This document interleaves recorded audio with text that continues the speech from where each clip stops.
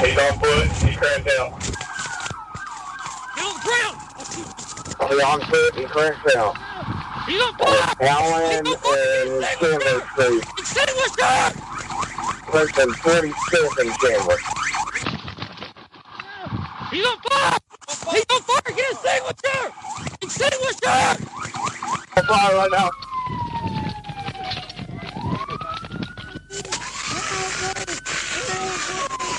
Good boy.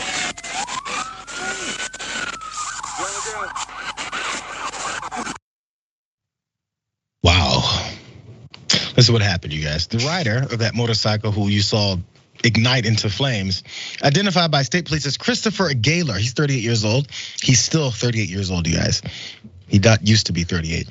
Drove off at speeds approaching 100 miles an hour, ignored multiple traffic stop signs and traffic lights as he worked his way toward Interstate 30, where a second state trooper encountered the motorcyclist. He got off the freeway, later jumped from the motorcycle in a residential area, and he ran, as we saw. That's according to the release. Police dash cam that we saw, provided to CNN affiliate by Arkansas State Police, shows troopers screaming, "He's on fire," as you saw, and then used a fire extinguisher to put the guy out. According to the statement from State Police, the officers provided medical assistance while an ambulance was called to the scene, saved his life. Here's what happened though. An investigation has since revealed that Gaylor was carrying approximately 1 gallon of gasoline in a backpack, bro. In a backpack, on the back of a motorcycle. If you didn't encounter the police, you were in a bad situation no matter what, kid. So anyways, like as I point out, he is still 38 because he did survive, as bad as that looked.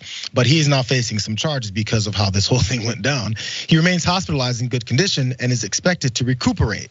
He faces charges of felony fleeing, failure to register a vehicle, no liability insurance. I'm thinking that might be part of the problem, but also driving with a suspended license and reckless driving, according to the state police statement.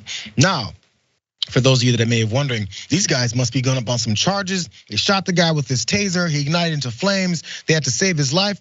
More of this brutality. No Arkansas State Police personnel are under investigation related to this incident though, nor has anyone been placed on administrative leave or disciplined. That's what the state spokesperson said.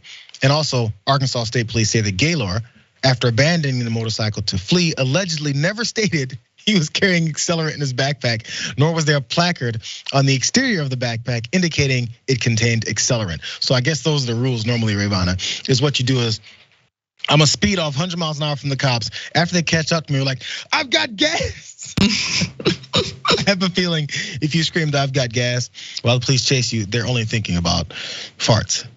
Definitely not gas. It was such just a wild video because on the one hand, yeah, you wouldn't expect someone to have gas on their in their backpack, especially while they're riding a motorcycle, because if the motorcycle crashed.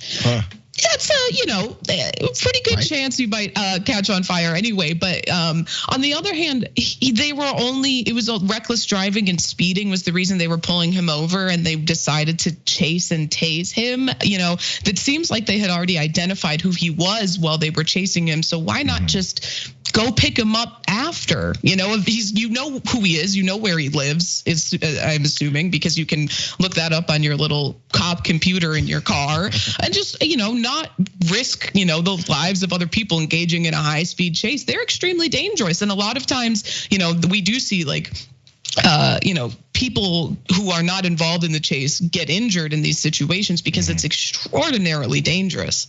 There's we did a story maybe a month ago about these kids that stole a car, and then the cops were chasing and they backed off because they saw how much more dangerous it could get, and the kids still flipped the car, and 2 of them, or I think 1 of them, died throughout the whole thing. So it was a devastating result anyway. I mean, in this case, they were right on his tail.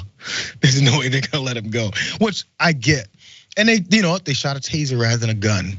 I guess prize number 1 for the cops. And prize number 2, then they put his ass out, went and got the extinguisher instead of going, "Oh well," which we've seen, of course, multiple times as well. Not necessarily when someone's on fire, but definitely after you unload 3 to 4 rounds into his back. Then they go, "I guess we'll wait." Well, handcuff him. Yeah, handcuff him. Yeah.